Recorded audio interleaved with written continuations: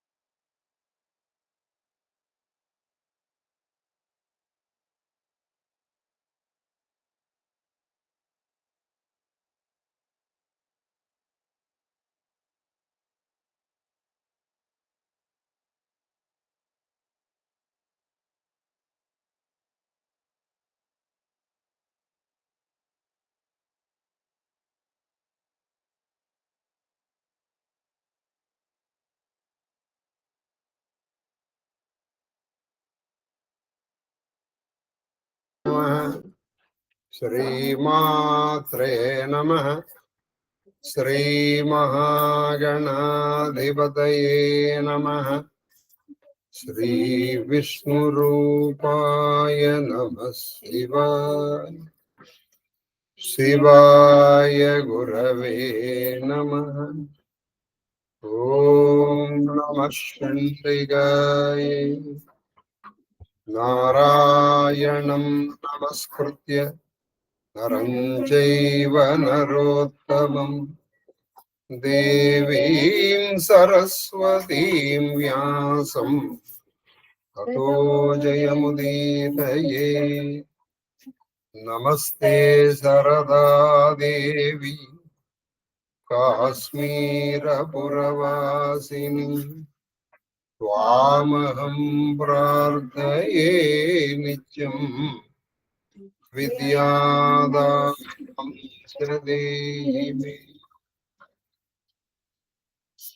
పవిత్రమైనటువంటి ఈ ప్రదోష సమయంలో శివనామస్మరణ చేయమని ఎప్పుడు ఉంది. ఆ సమయంలో ప్రారంభిస్తున్నాము. ఇష్టాగోష్ఠిగా సాగుతున్నటువంటి ప్రవచన ప్రవాహ స్థిరపద గామినిలో 54వ రోజు ప్రవచనం. కాళహస్తీశ్వర మహత్యంలో ఇంకా కొన్ని రోజుల్లో అంటే బహుశా ఇవాళ ఒక 3 పద్యాలు మనం పెట్టగలిగితే తర్వాత వచ్చే ఒక 5 పద్యాలండి. అది మీరు మామూలుగా కాళహస్తీశ్వరం అమృతపు గుడికి అండి, ఇది అమృతపు కూడా కాదండి. దాని పైన ఏదైనా ఉంటే అది మొత్తం సారం, అలాగే సాహిత్యం కానీ శివగాను. కాబట్టి అది విన్నవాళ్ళ అదృష్టం. నేను చెప్తున్నాను కాదు. ఇప్పుడు 109వ పద్యం. అగస్త్యుడు లోపాముద్రతో వచ్చాడు, చూశాడు. చెప్పండి. మత్తేవ పద్యం. ఈయన వచ్చాడు, ఏమేమి చూశాడు? కొందరు కృష్ణా గోదావరిని స్నానం చేశాడు, శ్రీశైలనాథుని దర్శనం చేసుకున్నాడు, తర్వాత జ్యోతి నాథ భైరవుని దర్శనం చేసుకున్నాడు. అప్పుడు కాళహస్తి వచ్చి ఈ అగస్త్యులు వశిష్ఠులు ఎలా అన్నదమ్ములు అయ్యారో నేను మీకు వివరంగా చెప్పాను. మనకి ఇప్పుడు అది అసాధ్యము అని ఇప్పుడు మనకు అనిపిస్తున్నది, అప్పుడు సాధ్యం. అది అంటే అంతవరకు మన విజ్ఞానం పెరగలేదు. మీకు నేను నిన్నటి రోజున చాలా సంక్షిప్తంగా చెప్పాను. ఒకప్పుడు ఆ పద్ధతి ఉండేది. తేజస్సును మళ్ళీ వెలికి తీసి దాన్ని నిక్షిప్తం చేసుకునే పద్ధతి ఉండేది ఒకప్పుడు. మీరు చదవండి వాత్సాయం సూత్రాలు, అది ఎలా చేయాలో చెప్తారు, కానీ మనం చేయలేము. అది మీరు చెప్తారంటే నేను కూడా థియరీ చదివిన తర్వాత ప్రాక్టికల్ ఎప్పుడు చేయలేదు. కాబట్టి విజ్ఞానము ప్రతిదీ తెలుసుకోవాలి. ఒక విషయం మళ్ళీ మళ్ళీ చెప్తున్నాను మీకు, ఎందుకంటే ఇది పోవాలి. భక్తి అనగా ఆస్వాదన శక్తినే భక్తి అని పిలుస్తుంది.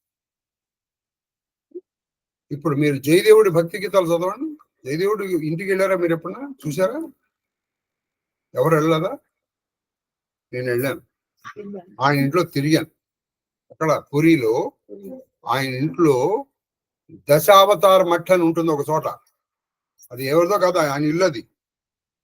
జయదేవుడు తన సొంత భార్యతో కాపురం చేసినటువంటి ఇల్లు అది, దశావతార మఠ్. అక్కడ ఉండగానే ఆవిడ చనిపోయింది ఒక విచిత్రమైన పరిస్థితుల్లో. ఒకప్పుడు నేను మీకు అది వివరించాను. కాబట్టి జయదేవుడి భక్తికి చూడండి, మీరు స్టేజ్కి వెళ్ళిపోతారు. కాబట్టి ఆ రసరమ్య భావన ఉండాలి. లేదనుకోండి, ఆ రసాస్వాదన శక్తి లేకపోవడం ఇప్పుడు ప్రస్తుతం నిజంగా. ఒకప్పుడు కాదు, భండుడు ఏదో వచ్చేసి దేవతలందరినీ నీరసపరిస్తే మళ్ళీ లలితాదేవి వచ్చిందని చెప్తారు. ఇప్పుడు మళ్ళీ రావాల్సిన అవసరం ఉందండి. ఎందుకంటే వాడి బతుకు ఒకప్పుడు 10th క్లాస్ అయిన తర్వాత, ఇప్పుడు 10th కాదు 6th వచ్చిన తర్వాతే కొన్ని స్కూల్స్ లో నేను విన్నాను, చూశాను కూడా. 6th 7th లో తెలుగు చెప్పట్లా, హిందీ చెప్పట్లా. 8th నుంచి అయితే డైరెక్ట్ 10th తెలుగు చెప్తున్నారు. 8th 9th లో ఉన్న తెలుగు పాఠాలు చెప్పట్లా. అందుకని వీళ్ళకి వారానికి ఒక క్లాస్, మిగతావన్నీ కూడా వీళ్ళకి ఐఐటి అని. వీడికి ఐఐటి వస్తుందో తెలియదు కానీ చివరికి కూడా ఐఐటి వెళ్తాడు అవుతుంది. వీడికి ఏమన్నా రసాస్వాదన శక్తి ఉంటుందరా? ఉండదు. మీరు ఏదన్నా ఒకటి చెప్పండి, వాడు ఇలా మొహం పెడతాడు, అర్థం కావాలా. ఇంకా వాడి జీవితం వేస్ట్ అయిపోతుంది. కానీ ఇంగ్లీష్లో చెప్పాలంటే ద లైఫ్ బికమ్స్ మొనాటనస్. అది ఎలా అయిపోతుందంటే మీకు ఎన్నోసార్లు చెప్పాను ఎగ్జాంపుల్, ఇలా స్విచ్ చేస్తే వ్యాన్ తిరుగుతుంది. అది ఎందుకు తిరుగుతుందో దానికి తెలియదు. ఒక మిషన్ మెకానికల్ లైఫ్ అయిపోయింది మనది కూడా. మీకు గుర్తుంటే ఇప్పటికి కూడా అమెరికాలోట కొన్ని 100 కిలోమీటర్లు ట్రావెల్ చేస్తారు ఇది టు లెర్న్ ఫైన్ ఆర్ట్స్ అని. మీరు కూడా విన్నారు, ఒక ఆయన చెప్పారు. ప్రతి సండే వాళ్ళ పిల్లాడికి ఫైన్ ఆర్ట్స్ నేర్పడం కోసం, అది డాన్స్ కావచ్చు, మ్యూజిక్ కావచ్చు, నేర్పడానికి they travel some hundreds of kilometres. మన దగ్గర పక్కింటి వాడికి మనం పంపించాం, అది దగ్గర టైం వేస్ట్ అని చెప్పేసి వీడిని సైన్స్ మ్యాథ్స్. అలా నేను I'm not against the subjects, అది గుర్తుపెట్టుకోండి. నాకు రావని చెప్పేసి నాకు రాదు, అది దట్ ఈస్ అ ఫ్యాక్ట్. నాకు సైన్స్ రాదు, మ్యాథ్స్ అసలు అంత ఘోరంగా రాదు. నాకు రాదని నేను చెప్పట్లేదు, కానీ అది అన్డ్యూ ఇంపార్టెన్స్ ఇస్తుంది. వాడు చిన్నప్పటికీ ఆ టార్గెట్ అయ్యేది. కాబట్టి మంచి ఆస్వాదన శక్తి ఉన్నటువంటి వాళ్ళకి 112వ పద్యం దగ్గర నుంచి బ్రహ్మానందాన్ని పొందుతారు. ఇంకా ఇంత ఇంట్రడక్షన్ ఎందుకు ఇచ్చానంటే, ఇవాళ ఉంటుంది, రేపు ఉండదు. మీకు బుధవారం ఉంటుంది లేదు అనేది మీరు మామూలుగా 7:02 రండి, ఉంటే చెప్తాను, లేకపోతే మా వాళ్ళు చెప్తారు, లేదా గ్రూప్ లో పెట్టేస్తాను. చదవమ్మా. మహాదేవ్ ఈయన వెళ్ళారు, ప్రణతుల్సేయుచుకంచే ఈయన వెళ్ళాడు. కుంభజుడు లోపాముద్రతో ఆ కాళహస్తీశ్వరుడి దగ్గరికి వెళ్తూనే ప్రణతుల్సేయుచు నమస్కారం చేస్తూ చూశాట. కుంభజుడు, కుంభం నుంచి పుట్టినవాడు. కుంభం అన్న ఘటం అన్న ఒకటి కొండ. ఎవరితో? తన భార్య అయినటువంటి లోపాముద్రతో కలిసి చూశాడు. ఎవరిని? కాళహస్తీశ్వరుడు. కాంచుడు చూసి దక్షిణ కైలాసము ఏమిటయ్యా చూసిందంటే, ఈ అంత్యానుప్రాసలో రాశారండి. దక్షిణ కైలాసము, ఇది దక్షిణ వైపున సాక్షాత్ కైలాసం. ఆ కైలాసాన్ని మనం ఎలాగంటే మనం విన్నాం, మేరు పర్వతం వచ్చేసింది ఇక్కడికి. ఆ మేరు పర్వతమే ఇది కాళహస్తిగిరి కదా. అంబికా హరకృత శ్రీ పాదుకాన్యాసం. అంబిక ఆ పార్వతి, ఆ పరమేశ్వరుడు కృత పాదుకాన్యాసం. అక్కడ కాళహస్తిలో ఉన్న ప్రతి రేణువు, ప్రతి అణువు వాళ్ళ పాద కట్టన చేత పవిత్రమైంది. వాళ్ళు ఎలా తిరిగారో మనం విన్నాం కదా. పార్వతీ పరమేశ్వరులు ఆ కైలాసగిరి మీద ఎలా తిరిగారో మనం విన్నాం. కాబట్టి అంబిక హర కృత శ్రీ పాదుక న్యాసము. న్యాసం అంటే ఉంచబడింది. అక్కడ ప్రతి అణువున వాళ్ళ పాదముద్రలు ఉన్నాయి. ఉన్నాయని వెళ్ళి చూసేద్దాం. మీరు చూడవు, అక్కడ ఎవరు చూడగలిగిన వాళ్ళు చూస్తారు. కాబట్టి అక్కడికి వెళ్ళిన తర్వాత మనకి భావన ఉండాలి, ఆ పార్వతీ పరమేశ్వరులు తిరిగిన ప్రదేశమా ఇది అని. పాదుకాన్యాసము ఏది? ఈ మొదలు తీసుకోవాలి. శ్రీకాళహస్తి శైలం. అది మణి మంత్ర ఔషధ వాసము. అక్కడ మణులు ఉన్నాయి, మంత్రాలు. మనకి ఏదన్నా ఇప్పుడు ఆమయం అంటే ఒక రోగం, ఒక వ్యాధి వచ్చింది అనుకోండి, దాన్ని మానుకోవడానికి 3 పద్ధతులు ఉన్నాయి ఒకప్పుడు. ఇప్పుడు అంతే కదా, మణి, మంత్రము, ఔషధం. మణులు అంటే ఈ నవరత్నాలు గాని, మంత్రాలు, కొన్ని రకాల మంత్రాలు మీరు చేశారనుకోండి, కొన్ని రకాల వ్యాధులు పోతాయి. ఇప్పుడు మీరు నామత్రయాస్త్రం తీసుకోండి, మంత్రం, అది క్యాన్సర్ వ్యాధిని కూడా పోగొడుతుందని ఉంది. అలాగే ఔషధం అంటే మందు. మణి, మంత్రము, ఔషధం. ఆ కాళహస్తి నిండా ఈ 3 ఉన్నాయి అక్కడ. అంటే ఔషధము చెట్లు ఉన్నాయి, అనేక మంది మంత్రవేత్తలు ఉన్నారు, అది మణులతో కూడినటువంటి ప్రదేశం. ఇప్పుడు ఇవన్నీ లుప్తమైనవి, అవి అంతర్హితమైనవి, అవి పోలేదండి, గుర్తుపెట్టుకోండి. అది మహానుభావులు, గొప్ప ప్రదేశాలు కలియుగం ప్రారంభంగానే అవి లుప్తం అంటే అంతర్హితమైనవి, ఆ శక్తిని వెనక్కి లాక్కున్నాయి. అందుకే మనకు అది మామూలు రాయిలా కనిపిస్తుంది, అందుకని మన కాలుతో తగ్గేస్తుంది. వాళ్ళకి కావాల్సింది అదే. ఎందుకంటే మన చేతుల్లో పడి అపవిత్రం అయ్యే కంటే అక్కడ ఉండవి అవన్నీ పోలేదు. కాబట్టి మణిమంత్ర ఔషధ వాసమున్ మణులకు, మంత్రములకు, ఔషధములకు అది నిత్య నివాసమైనటువంటి ప్రదేశం. తర్వాత భవ మహామాయ విపర్యాసము. ఆ కాళహస్తికి ఎన్ని వేశారు చూసారులే. భవ అంటే పుట్టుక చచ్చుట, పుట్టుక చచ్చ అనేటువంటి మహామాయ. ఇది ఎంత మాయని ప్రతి వాడికి తెలుసు, ఇది మాయని. అయినప్పటికీ క్షణంలో పడిపోతుంది అమ్మాయిలో, కొన్ని క్షణాల్లో. దానికి విపర్యాసం. అక్కడ ఉంటే ఇక నువ్వు మళ్ళీ వెనక్కి రావు, అంటే ఈ మాయలో పడవు. ఈ మాయకి వ్యతిరేకమైంది విపర్యాసం. ఈ పవ మహామాయ, ఈ మహామాయకి అది విపర్యాసం. నువ్వు అందులో ఉంటావు. తర్వాత గణనాతీత నటీ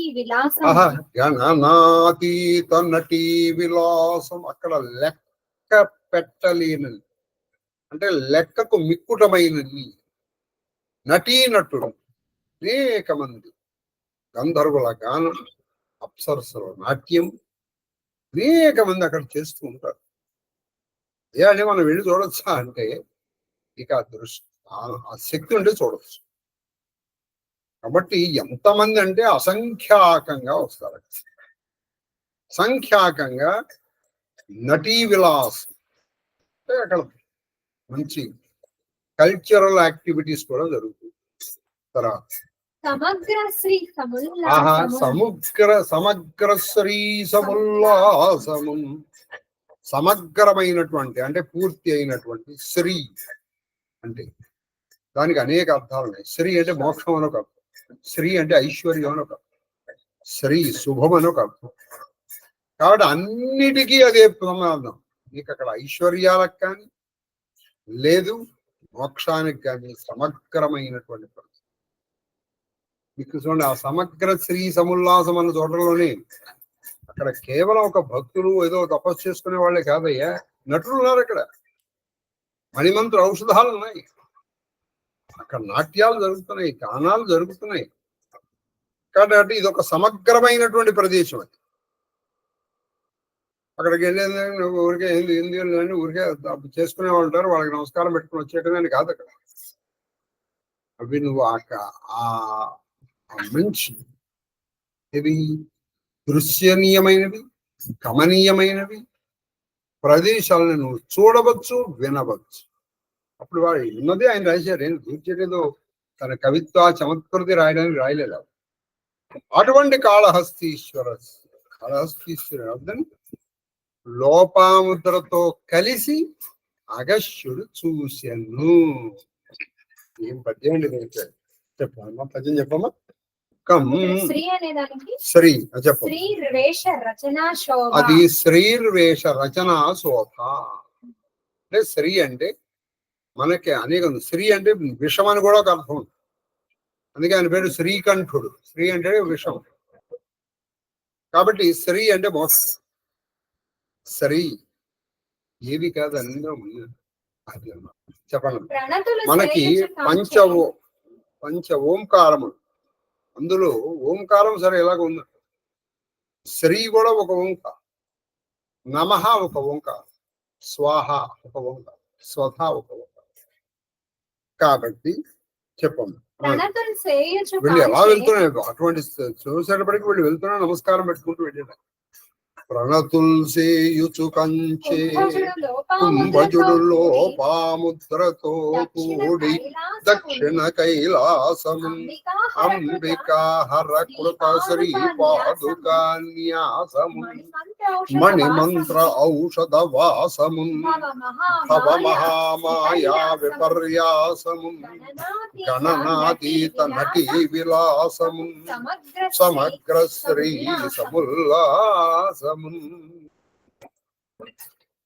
సముల్లాసము ప్రణతులు సేయుచు కాంచే. ఇవన్నీ ఇటువంటి ఇన్ని విశేషణాలు కాళహస్తిని తర్వాత కందపద్యం. ఇది ఆ కాంచి అనే పదానికి ఎన్ని అర్థాలు అన్ని రాశారు. కాంచి గుర్తుపెట్టుకోండి. ఈ దీంట్లోనే మనకి కంచి అనే పేరు ఎందుకు వచ్చిందో మనం విన్నాం. కాంచి మునీంద్రుడు, కాంచి అని చూసి ఏమిటది, జలనిధి కాంచీ వలయ, జలనిధి కాంచీ వలయ ప్రసిద్ధ కాశీ మధుర కాంచీ ముఖపుర లక్ష్మి. ఇది చూశాడు కాంచి మునీంద్రుడు, ఇది కాళహస్తి. అయితే ఏంది జలనిధి కాంచీ వలయ, జలనిధి అంటే సాగర మేఖల.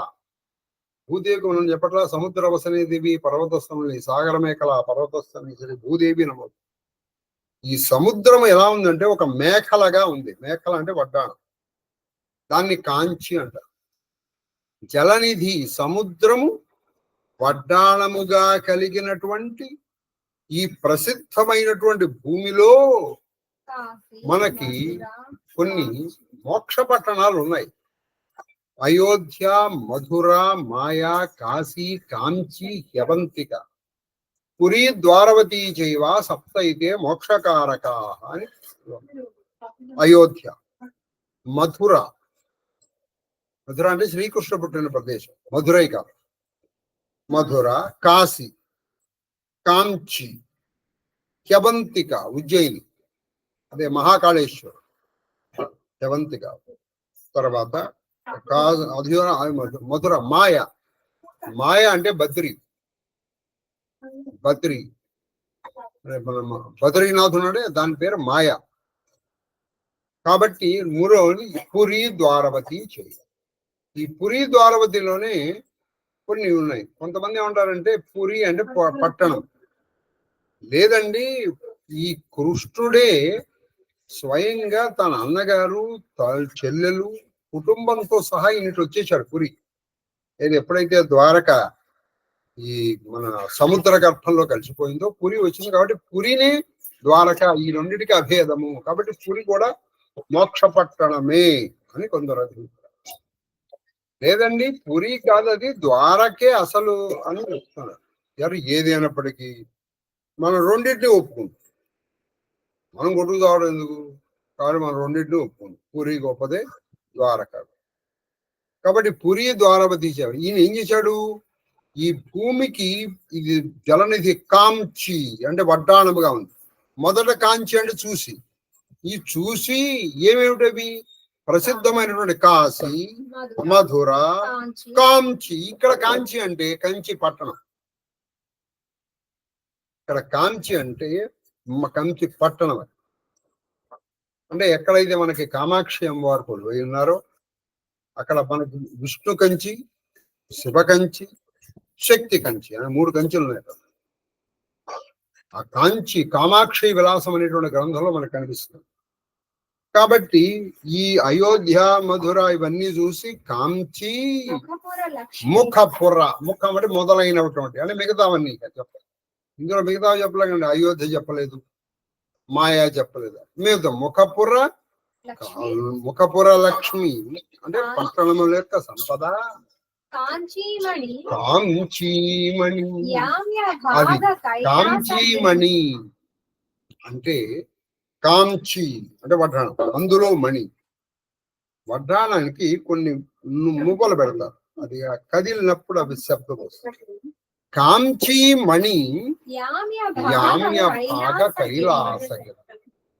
దక్షిణ భాగములో, యామ్యం అంటే దక్షిణ భాగం, దక్షిణ భాగములో ఉన్నటువంటి ఈ కాళహస్తిగిరిని మునీంద్రుడు చూశాను. అసలు మంచి సాహిత్యం, చిన్న పద్యాన్ని గుర్తు తెచ్చుకోండి. కాంచి మునీంద్రుడు జలనిధి కాంచి వలయ ప్రసిద్ధ కాశీ మధుర కాంచి ముఖపుర లక్ష్మి కాంచి మణి యామ్య యామ్య యామ్య భాగ కైలాసం. కైలాస గిరి అంటే దక్షిణ భాగంలో ఉన్న కైలాస పర్వతాన్ని ఈయన చూశాడు. ఎవరు? అగస్త్యుడు. ఎలా? లోపాముద్రతో. ఆఖరి పద్యం అండి. కంద పద్యం అయితే 3 అయిపోతుంది, వెంటనే మనం రామచరితమానస్ వెళ్ళిపోదాం. తర్వాత వచ్చే పద్యం చాలా అపూర్వమైనటువంటి పద్యం. ఖచ్చితంగా అవాళ మనకు కొంచెం ఎక్కువసేపు పడుతుంది. దీనికి ఎంతసేపు అయిందో రామచరితమానస్ కూడా మనం చేయాలి. మన రామచరితమానస్ మొన్న ఎవరో నాతో ఫోన్ చేసి చెప్పారు, సార్ మీరు రెండింటికి సమానమైన సంభవాలండి. అలాగే తప్పకుండా. నాకు రాముడు అంటే నేనేం వ్యతిరేకిని కాదు, శివుడికి ఏమి ఇద్దరు ఒకళ్ళండి. చెప్పండి.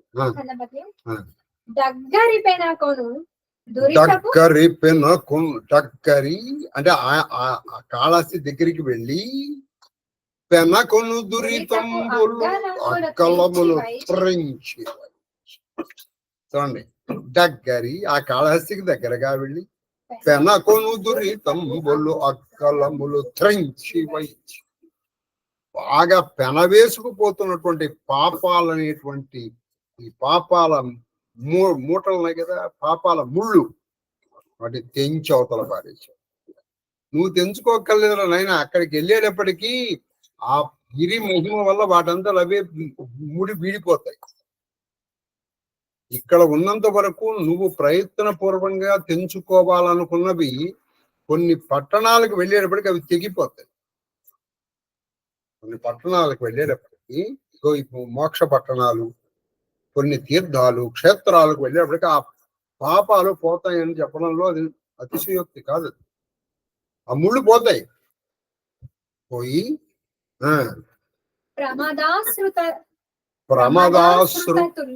ప్రమదాశ్రుతల్ అంటే ఆనందముతో వచ్చినటువంటి అశ్రుతతుల్. అశ్రు అంటే ఆనంద బాష్పాల యొక్క వరుస. ఆ కాళహస్తిని చూసేటప్పటికే వాళ్ళిద్దరికి ఆనందం కలిగిందండి. మనకు కలుగుతుంది. ఒక ఆయన మహానుభావుడు కాశీ వెళ్ళారు. ట్రైన్ ఆగింది. ఈయన కాలు వేయిపోయాడు. ఏమిటంటే దిగట్లేదు. ఏమిట్రా దిగేది? నేను దిగలేకపోతున్నాను. నేను దిగలేకపోవడానికి కారణం ఏంటి? ఆయనకి అంతా అక్కడ జ్యోతిష్ స్వరూపాన్ని శివలింగం కనిపిస్తోంది. చూస్తూ శివలింగం మీద కాలు ఎక్కడ పెడతాడు ఆయన? మరి మనం వెళ్ళాం కాశీ చాలాసార్లు. మనకి ఎక్కడ శివలింగం కాదు, మనకి ప్లాట్ఫాము అక్కడ కనిపించింది. పంచక్రోశాత్మకాయ అంటే ఆ పంచక్రోశంలో ఉన్న ప్రతి అణువు శివలింగం మనకి దర్శనం ఉందే. మహానుభావులు కాబట్టి మనకి దర్శనం కాకపోయినా ఇది మహాలింగం రా అనుకుని అక్కడ మనం అపచారాలు చేయకుండా ఉండే సార్. నువ్వు ఉపచారాలు చేసినా చెప్పినా అపచారాలు చేయకుండా ఉండే సార్. కాబట్టి ప్రమదాశ్రుతతుల్ దృగ్గోళములు అంటే కనుగులు, గోళము అంటే ఇట్లా ఉంటుంది రావులుగా, ఆ దృగ్గోళముల త్వరగా ఇలా కారిపోతుంది. వాళ్ళకి తెలియట్లా, మైమరిచిపోయారు ఆ లోపాముద్రాగర్షు ఆ కాళహస్తిని చూడంగాని. ఎందుకంటే పాపములు తెగిపోయినాయి, వాళ్ళకు ఉంటాయా, అయినా కూడా పోయినాయి. దగ్గరికి వెళ్ళేటప్పటికి ఆ కాళహస్తి మహత్యమున, కాళహస్తి గిరి మహత్యం ఆనందముతో ఇలా కళ్ళు మీద కారిపోయింది. నోట మాట రాలే. దగ్గుత్తికతోడ దయితయు దయిత అంటే ప్రియురాలు, దయిత ప్రియురాలు. కాళహస్తిని చూసేటప్పటికి వీళ్ళకి గద్గద స్వరం, మాటలు రాలా, మాట పెకల్టల్లా, మాటలు పెకల్టల్లా. ఇంత పెకల్టం లేదంటే ఏదో చెబుదాం అనుకుంటున్నాడు ఇద్దరు, కానీ చెప్పలేక తన దైత తన ప్రియురాలైనటువంటి లోపముద్ర ఈయన కళ్ళమని ఆనంద భాషతో కాళహస్తి. ఇప్పుడు కాళహస్తి గిరి నుంచి ఇప్పుడు ఎక్కడికి వెళ్తారు వీళ్ళు? కాళహస్తి లింగమునకు వెళ్తారు. ఈ పద్యంలోని సాహిత్యం ముఖ్యంగా పూర్వజనంలో ఒక ప్రత్యేకమైన ప్రదేశం ఉంది, ప్రత్యేకమైన స్థానం ఉంది. వచ్చే తర్వాత పద్యాన్ని స్థానం ఏమిటి చెప్పకపోతే ఆ ఒక్క పద్యం చెప్పాను అనుకోండి, నేను కాళహస్తీశ్వర మహత్యాన్ని ప్రవచనానికి న్యాయం చేసిన కాదు. అందుకని అవాళ ఖచ్చితంగా ఆ రోజున, అంటే అది ఎప్పుడున్నా ప్రారంభించిన అది బుధవారం కాబట్టి గురువారం, అవాళ ప్రవచనం మాత్రం 9 వరకు ఉంటుంది. ఎందుకంటే అవాళ దీని ఒక్కదానికే 1 గంట పడుతుంది, మిగతా 1 గంట రామచంద్ర. సరేనా?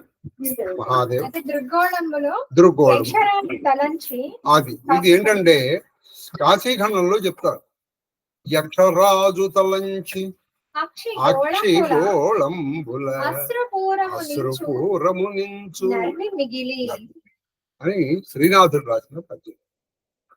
అక్షిగోళములు అంటే ఈ దృగ్గోళములు, అక్షిగోళములు. తర్వాత ఇలా మనం 111 వరకు చెప్పామండి. 1 1 1. ఇప్పుడు 112 చాలా గొప్ప పద్యం. అక్కడి నుంచి కొన్ని పద్యాలు వచ్చేస్తాయి, అవి మనం ఖచ్చితంగా వచ్చినప్పుడు మాత్రం కొన్ని చూద్దాం. రామచరిత మానసు ఆవిడ చూడండి, సీతమ్మ వారు ఒక మర్యాద పాటించింది చూసారా? ఆ చెలికత్తి కూడా ఒక మర్యాద పాటించింది. మనకి ఆలస్యం అవుతుందేమో అంటే ఆవిడ సిగ్గుపడింది. ఆవిడ రాకుమారి నాకు తెలీదా అని అనలేదు.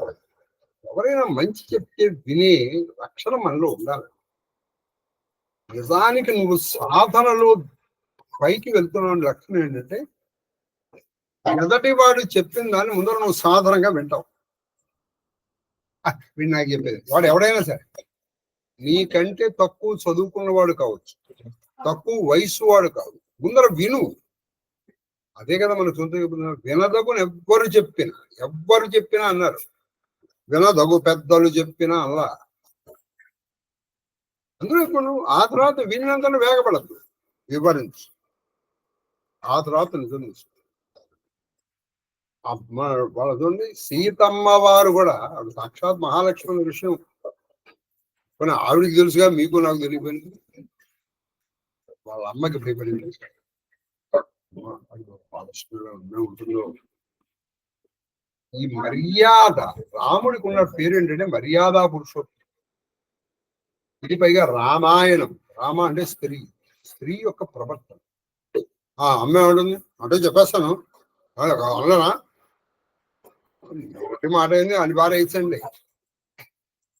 అప్పుడు మనం ఈ రామాయణాలు పారాయణాలు చేయడము అంటే బాగుండదు, కానీ శుద్ధ దండగా. It is a criminal waste of time. అంతకంటే హాయిగా సీరియల్ చూస్తే నువ్వు ఎలాగో అటు చెడిపోయావు నువ్వు. అప్పుడు కనీసం రెండుకి చెడ్డరు ఎవడో కాకుండా. ఇక్కడ రామాయణం చదువుతూ ఆ మర్యాద పాటించకపోతే ఎట్లా? ఎవ్వరు చెప్పినా విను. అవి వెంటనే ఆవిడ ఏది రాముడంతటి వాణ్ణి వదిలేసి ఆవిడ వెళ్ళిపోతాను మరి. కాబట్టి రామాయణం విన్న తర్వాత కనీసం ఇవి మనం ఆచరించాలన్న జ్ఞానం వస్తే ఈ జన్మ కాకపోతే ఏదో జన్మకు ఆచరిస్తాం. మనం ఈ జీవితం విని ఈ జీవితం వదిలి పారేసాం అనుకో, ఈ ఊరికే ప్రయోజనం ఉందంటే ఏదో తాత్కాలిక ప్రయోజనం ఉండొచ్చు. మనకి 3 రకాల వైరాగ్యాలు వస్తాయని చెప్తారు. పురాణ వైరాగ్యము, ప్రసూతి వైరాగ్యము, శ్మశాన వైరాగ్యం. ఆ వైరాగ్యాలు వస్తే ఎట్లా అది చెప్పం. చౌపాయి జానీ కఠిన శివచాప విసూరతి చలి రాకి ఉరశ్యామల మోరతి ప్రభు జబు జాత్ జానకి జాని సుఖ సమేహ శోభా గుణకాని పరమ ప్రేమమయ మృదు మసికీని చారు చిత్ భీతి లిఖి లీనిహి గై భవాని పవన్ బహోరి బందీ చరణ్ బోలీ కర్ జోరి జయ జయ గిరి బర రాజా కిశోరి జయ మహేశ ముఖ చంద్ర చకోరి. చూసా ఆ భవానీ మాతని ఇవిడు ఎంత బాగా మహేశ గిరి చంద్ర చకోరి. మహేశుడి యొక్క ముఖము అనేటువంటి చంద్రమునకు చకోరి లాంటిదాన సీతమ్మ వారు భవానీ మాతను ప్రధానం అంటే సీతాకృత భవానీ స్తోత్రం అండి. ఇవి నేర్చుకోవచ్చు. చెప్పండి. జయ గజ బదన్ జయ గజ బదన్ షడానన మాత షణ్ముఖుడి తల్లి జగత్ జనని దామిని దుతిగాత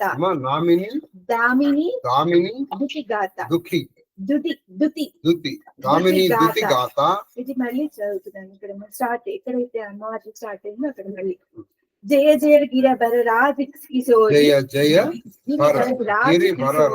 కిశోరి అంటే హిమవత్ పర్వతము యొక్క పుత్రిక కిశోరి పిల్ల. జయ మహేశ ముఖ చంద్ర చకోరి. జయ మహేశ ముఖ చంద్ర జయ మహేశుడు అనేటువంటి చంద్రుడు ఆయన. నువ్వు చకోరు అంటే ఎప్పుడు కూడా నువ్వు ఇది నువ్వు ఏదో కాదు, నువ్వు మన లలితాస్తోత్రం తర్వాత కామేశ్వర ముఖాలోక ఎప్పుడు ఆయన యొక్క ముఖం చూడటమే ఆవిడకి ఇష్టం. ఎందుకంటే చకోరం ఎప్పుడు చంద్రుడిని చూస్తుంది. ఇప్పుడు గణేశ్వరుని జనంలో కామేశ్వర ముఖాలోక కల్పిత శ్రీ గణేశ్వర. కాబట్టి అదే రాశారు ఆయన ఇక్కడ. గజబదన్ షడానన అంటే గజము యొక్క ముఖం ఉన్నటువంటి వాడు షణ్ముఖులకి ఇద్దరికి తెలియమ్మను వాళ్ళిద్దరికే తప్పమ్మా. జగతి జనని అన్నారు వెంటనే. వాళ్ళిద్దరికి కాదన్నా జగతికి. సోమవారం నాడు శ్రావణ మాసంలో ఆ భవానీ మాతని అది కూడా సీతాకృతమైనటువంటి దేవుడు. జగత్ జనని దామిని దుతిగాత నహి తవ ఆది మధ్య అవసాన ఎవరికి తెలియదు. నువ్వు ఆది మధ్యము అంటూ కూడా ఎవరికి తెలుస్తాను. అమిత ప్రభావ్ వేదు నహి జానా భవ విభవ పరాభవకారిణి అది విశ్వ విమోహిని స్వబస బిహారి స్వబస బిహారిణి. సీతాదేవి శివుని ధనుసు అతి కఠినమైనందులకు వగుచుచు అది ఆవిడ కలుస్తుంది. శివుదేవుడు చాలా కఠినమైంది. ఈవిడ మనసుకి లగ్నం. ఈయనేమో పరమ సుకుమారంగా ఉన్నాడు.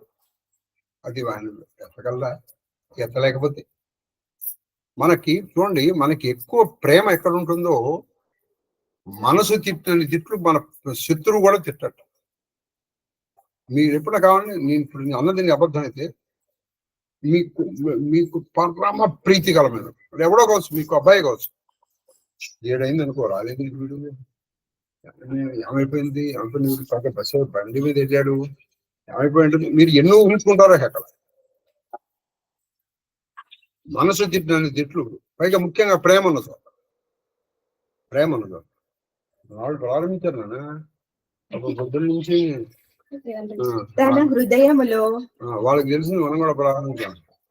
తన హృదయంలో శ్రీరాముని సుమ కోమలమూర్తిని నిలుపుకొని వదలను. ఆవిడ ఏం జరిగింది? సుమకోమలమూర్తి, సుమ అంటే పువ్వులు, పువ్వులతో సమానమైన కోమలమూర్తి అయింది.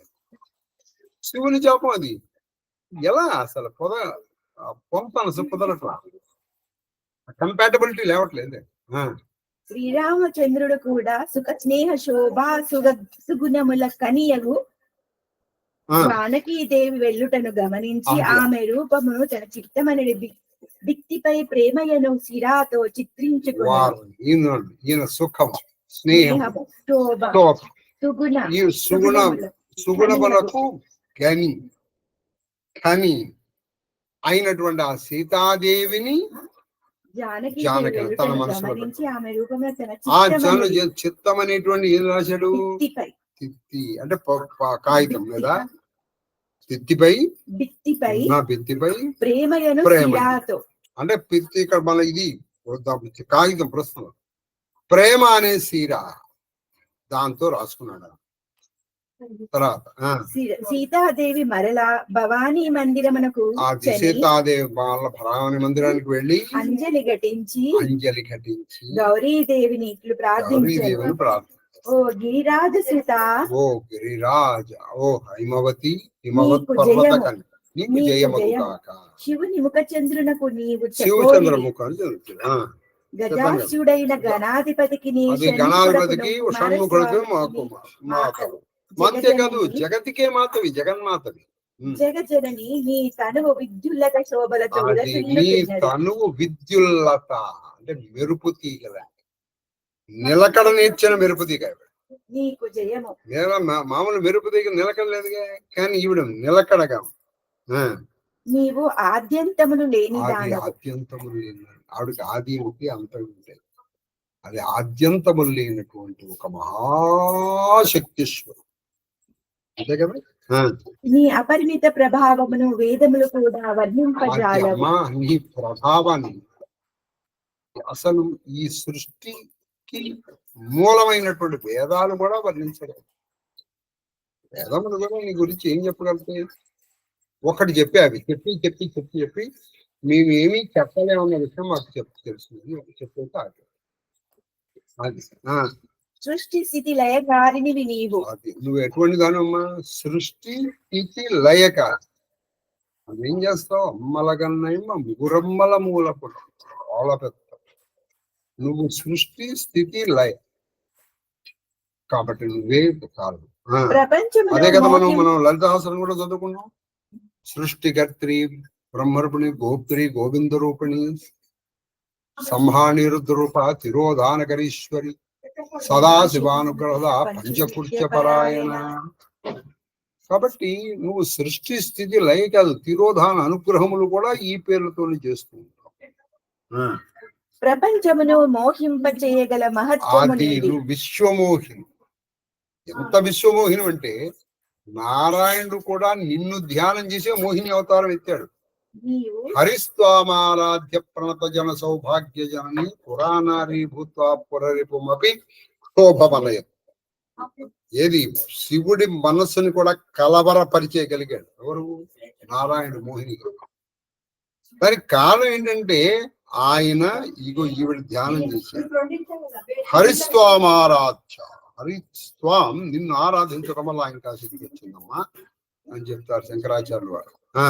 నీవు స్వతంత్రముగా విహరించు. అది నువ్వు స్వతంత్రురాలు, అంతే కదండి. ఆవిడ మహారాజ్, ఆవిడ ఎవరికి ఆన్సరబుల్ కాదు.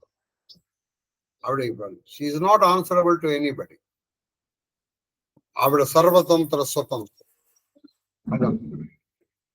दोहा पतिदेवता तृतीयमहु పతిదేవత तृतीयमहु సుఖీయమహు सुतीयमहु సుతీయమహు मातु प्रथम तव रेखा మాతు ప్రథమ తవ रेखा రేఖ महिमा अमित మహిమా అమిత్ ना सकहि कहि నా సఖహి కహి सहस शारदा शेष సహసు శారదా शेष శేష.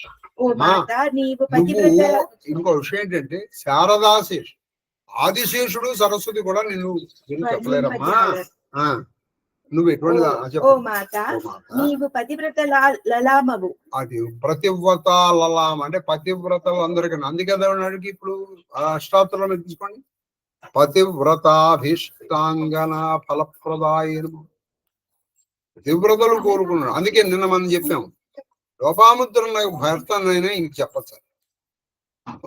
అగస్త్యుడు లోపాముద్ర మహాభక్తుడు, ఆవిడ భర్త కదా కాబట్టి ఇంక చెప్పచ్చు. నీ అపార మహిమలను వేల కొలది సరస్వతులు గాని ఆదిశేషులు అది గాని ఒకళ్ళు కాదమ్మా, ఒక పూర్ణముగా సరస్వతి కాదు, వర్ణింపజాలరు. ఒక ఆదిశేషుడు కాదు. వీళ్ళకి ఒక 1000 మందిని తీసుకొచ్చి అమ్మా ఇగో ఈ భవానీ మాత గురించి చెప్పాలని అన్నవాడు.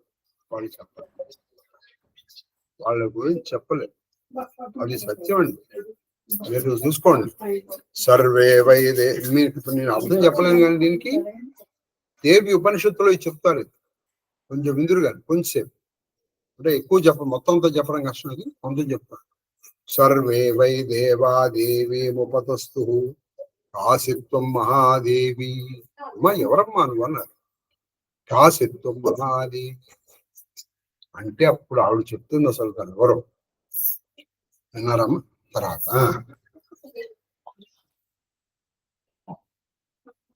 చెప్పమ్మా.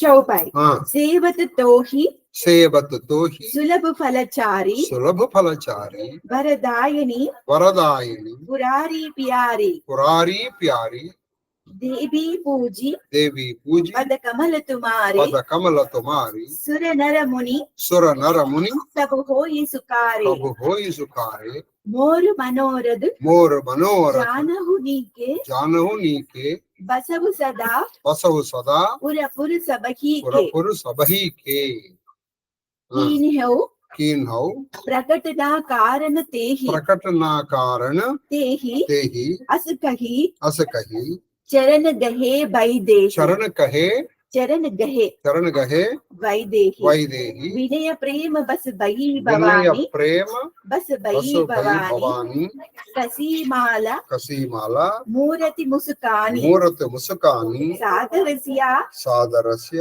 ప్రసాద సిర ధరయు ప్రసాద్ సిర ధరయు శరధరయు బోలి గౌరీ బోలే గౌరి హర్షు హియ భరయు హర హర్షు హియ భర హర్షు హియ భరయు ప్రియ భరయు तुलसिया తులసియా सत्य आशीष हमारी సత్య आशीष हमारी ఆశీస్ హమారి पूज ही मन कामना పూజ మన కామన तुम्हारी తుమ్హారి नारद वचन నారద వచన सदा सुचि సదా साचा శుచి साचा సాచా सोबर मिलही శోభర్ మిలహి जाहि मनु राजा రాహి మనురాజా.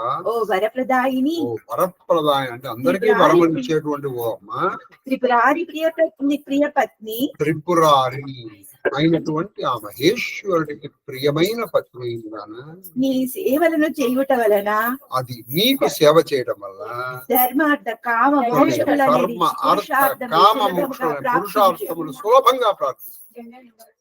ఆవిడ్ని ప్రార్థన చేస్తేటండి భోగము మోక్షము కూడా వచ్చేస్తుంది. చతుషష్ట్యాతంత్రై సకలమతి సంధాయ భవనం అంటారు. ఇందులో భోగము మోక్షం కూడా ఇస్తాం. తర్వాత నీ చరణ కమలమును ఆశ్రయించి నిన్ను పూజించుటే అది నీ చరణ కమలములు ఆశ్రయించి నిన్ను పూజించడం వల్ల దేవతలు మునులు కడకు మనుషులు కూడా సుఖులయ్యగరు. సరే దేవతలు గాని మునులు గాని ఆవిడని ఆశ్రయించాల్సింది. అది నీవు అన్ని ప్రాణుల హృదయములలో నివసించదవు. నువ్వు ఎక్కడుంటావమ్మా అంటే సర్వాంతర్యామి కాదు, అందరి యొక్క ప్రాణుల హృదయాల్లో ఉంటావు, అందరిలోనూ ఉంటావు. అది సంగతి. కాబట్టి నీలో నాలో ఉన్నది ఆవిడే, నా చేత పలికింపజేస్తున్నది ఆవిడే. మీరు వినిపింపచేస్తున్నది ఆవిడ. కాబట్టి అంటున్నది ఆవిడే, వింటున్నది ఆవిడే. అందుకే ఆవిడ కావ్యాలోప వినిమది. మా మనోరథము నీ వెరింగినదే. అది నా కోరిక నీకు తెలిసిందే కదమ్మా. హరింబతి చేయుమమ్మ. నాకు ఇది వింటుంటే రామచరితమానస చెప్తున్నాను, అసలు రుక్మిణి కళ్యాణం చెప్తున్నాను అర్థం కావట్లేదు. అంతా ఈ ట్రూ ట్రాన్స్లేషన్. అలా అని వాళ్ళిద్దరు సమకాలికులేం గారు. హరింబతి చేయుమమ్మ, ఈ భావం తెలిసానండి. మరి మీకు మీరు ఎప్పుడైనా చూసారు లేదు కానీ ఓ సినిమాలో చక్కగా ఈ పాట పెట్టారు. ఆ సీతాదేవి వెళ్ళి భవానీ మాతను ప్రార్థిస్తుంది. కరుణించవే భవాని, నా ఇనకులేశుని నాకు పతిగా చేయమ్మా. అయితే అందులో కొంచెం సినిమా కోసం అదే సమయంలో అక్కడ మండోదరి పూజ చేస్తూ ఉంటుంది. రావణాసుడికి కొంచెం అపజయం కలగకూడదు, నా పతికి రక్షగా వెళ్ళమ్మా అని చెప్తుంది. కావున నేను దానిని ప్రకటించుట లేదు అని కాబట్టి సీతాదేవి. చూసారా, నా మనోరథం నీకు తెలుసు కదా, నీ ఎందుకు చెప్పడం? ఇది నేర్చుకోవాలండి మనం. అమ్మ నాకిది అమ్మ నీకు తెలియదు అని వదిలేసేయండి, ఆవిడ తీసుకుంది. అంటే she will take up the entire responsibility. నువ్వు చెప్పద్దు. అని సీతాదేవి భవానీ పాదములను ఆశ్రయించేది. అది ఆ భవాని, ఆ శివాని, ఆ మహాదేవి, ఆ కామాక్షి పాదాలను ఆశ్రయించి సీతాదేవి భక్తికి నీ వినయమునకు శివాదేవి గౌరీదేవి ప్రసన్నురాలాయను. భక్తికి వినయాన్ని. భవానీ పెద్దవాళ్ళు ఎప్పుడు కూడా మీ భక్తి వినయాలకి ప్రసన్నులు అవుతారు. ప్రసన్నులై భవానీ కంట సీమను అలంకరించిన మాల క్రిందికి జారింది. అది భవానీ కంఠసీమను అలంకరించినటువంటి ఒక మాల కింద. మీకు ఈ విషయంలో ఒక చెప్తాను. ఒక ఆవిడ ఇక్కడ కూర్చున్నాడు, నాకు ఎడం చెప్పాడు. ఆ కృష్ణుడిని పెగిన మాల లేదా పువ్వు ఎప్పుడు పడుతుందో అని చూసింది. నేను అనుకున్నాను పడకపోతే ఇట్లా ఉప్పని ఊదేనా తన కింద పడిందని తీసుకుంటా. అలా ఇది ఇప్పుడు కాదు, దాదాపు ఒక 4-5 సంవత్సరాలు. ఆవిడ పూలు పెట్టేది ఎందుకంటే ఆ కృష్ణుడి దగ్గర నుంచి ఎప్పుడు పడుతుందా తీసేసుకుందాం. సరే, ఆవిడ గుర్తు ఏంటంటే ఇది ఒక మంచి చిహ్నం అండి. ఎప్పుడైనా ఆవిడ దగ్గర నుంచి ఆ పువ్వు పడింది అనుకోండి, వాళ్ళ అనుగ్రహం అని లెక్కేసుకోవాలి. అది విగ్రహము దరహాసము చేసేను. అది విగ్రహము కొన్ని ఉంటాయండి. ఇది మాత్రం నిజం.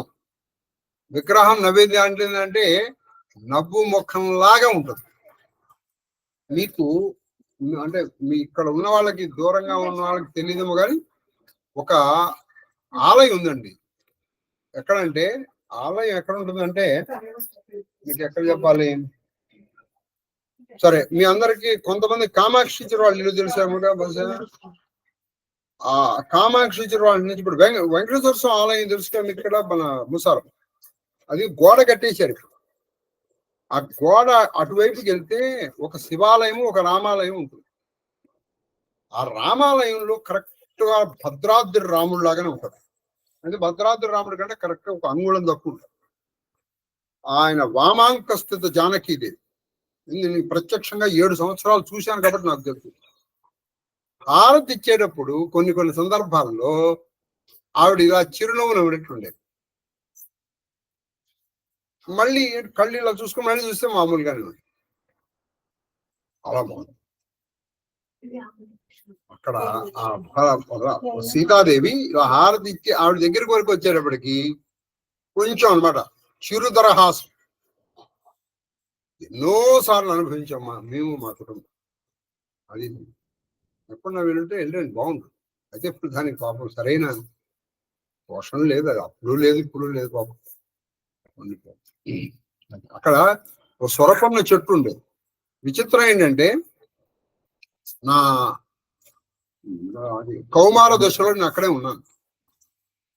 ఎప్పుడైనా నేను పరీక్షకు వెళ్తూ ఉంటే మా నాన్నగారు నేను ఆ సొరపన్నం చెట్టు వెళ్తాను. ఓ పువ్వు పడేది.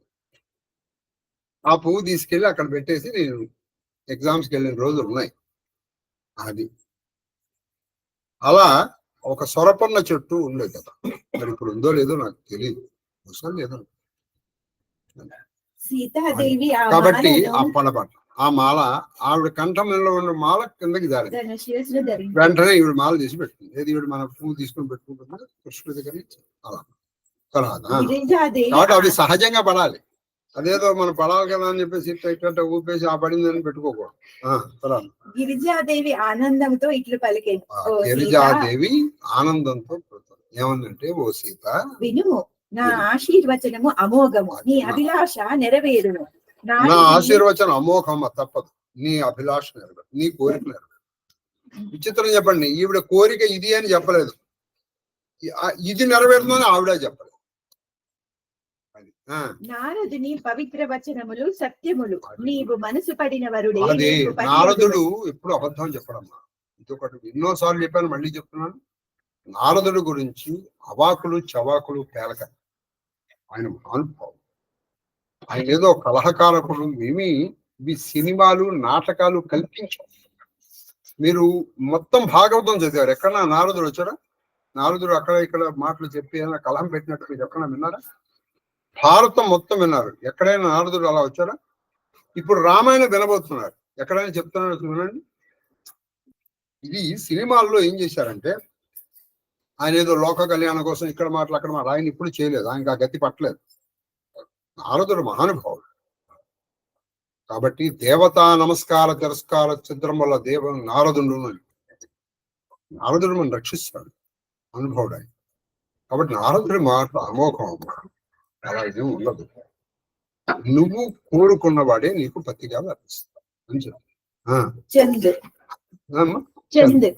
మన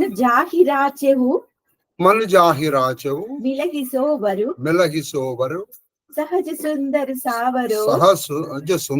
సావరో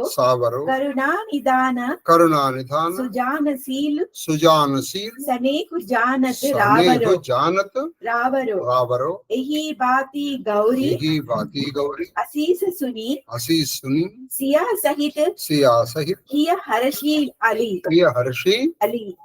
తులసి భవాని పూజి పుని ముదిత మందిర చలి. నీ అనురక్తికి ఆలవాలమైన ఆ సహజ సుందర శ్యామవర్ణుడే నిన్ను చేపట్టును. ఇప్పుడు చెప్పండి, నీ అనురక్తికి నువ్వు ఎవరి మీద మనసు రకలేదు, ఆ శ్యామ సుందరుడే నిన్ను చేపడతాడమ్మా. అతడు పరమ దయాళువు, సర్వజ్ఞుడు. నీ శీలమును భక్తిని అతడెరుగును. అది నీ గురించి, నీ శీలం అంటే నీ ప్రవర్తన, నీ భక్తి, ఆయన పట్ల నీ గల అనురక్తి, ఆయన పట్ల నీ గల ఆసక్తి, ఆయనకి నీ పట్ల ఉన్నటువంటి భక్తి, నీకు ఉన్నటువంటి శక్తి యుక్తి అంతా కూడా ఆయనకి సర్వం సుపరిచితం తల్లి అని చెప్తారు. గౌరీదేవి ఆశీర్వాదములకు సీతతో పాటు ఆమె సకులు కూడా హర్షితులైరి. చూడండి, వాళ్ళు కూడా హర్షితులయ్యారు. సీతాదేవి భవానికి పదే పదే మొక్కులిడుచు మళ్ళీ నమస్కారం నచ్చి ప్రశాంత చిత్తయి తన భవనము తులసి పలుకుచున్నాడు. తులసి అని చెప్తున్నాను, చెప్పారు. ఎంతైంది? 7. చెప్పమ్మా. చెప్ప. జానీ గౌరి అనుకూల సియా హియ హర్షు నా జాయి కహి మంజుల మంగళమూల్ బామ అంగ ఫరకన లగే తన మనోరథమును ఎరింగి తన మనోరథమును తెలుసుకున్నటువంటి గిరిజాదేవి ఆశీర్వదించుట సీతాదేవి చెప్పలేనంతగా ఆనందించెను. శరీర వామ భాగము అదురుట శుభ సూచకమాయను. కాబట్టి ఆవిడ శరీరం, స్త్రీలకి ఎడమ భాగం అదిరితే శుభ సూచకం, పురుషులకు కుడి భాగం. ఎంతో ఆనందపడింది తర్వాత. కాబట్టి అలా ఆనందపడినటువంటి సీతాదేవికి నమస్కారం పెట్టి మనం వ్రతం ప్రారంభించేద్దాం. 7 గంటలు 2 నిమిషాలకు రాద్దాం అనుకున్నాం, 3 నిమిషాలు లేదండి, 7:05 అయింది. స్టార్ట్ చేసాను. మహాదేవ తల్లి ఎలా ఉన్నారమ్మా? మహాదేవ్ మాస్టర్ అదే ఏమన్నాడు? జంగా వస్తున్నాడు అన్నాడు.